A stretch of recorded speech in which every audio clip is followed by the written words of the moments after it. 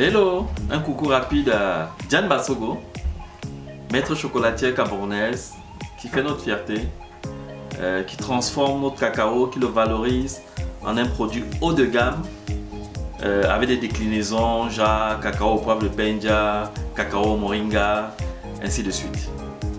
Je lui fais ce coucou parce que il n'y a pas beaucoup d'Africains qui ont la patience de faire confiance aux producteurs africains quand il s'agit de leurs équipements. On a le réflexe d'aller en Chine, en Europe, acheter même en brocante l'équipement pour faire de la transformation alimentaire chez nous.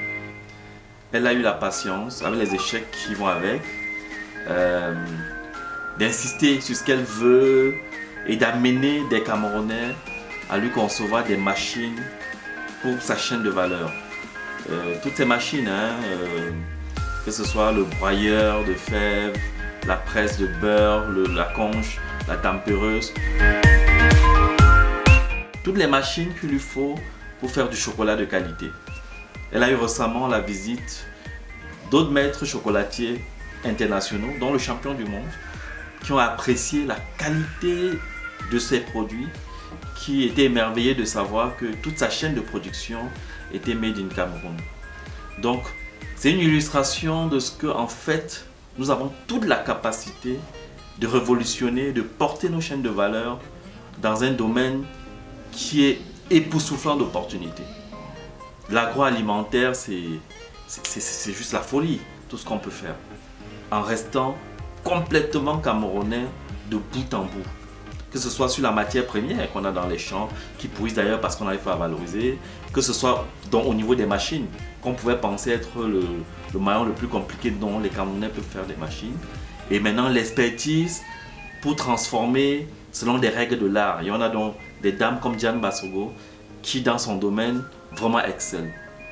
Je suis très content qu'elle ait pu faire confiance au Made in Cameroun, qu'elle ait pu faire des produits complètement camerounais qui sont appréciés par les experts du monde entier.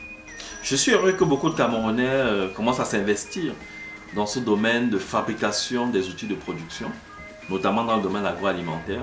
C'est une aberration qu'on ait des écoles polytechniques depuis si longtemps, qu'on forme des ingénieurs et qu'on soit obligé d'importer des machines de production.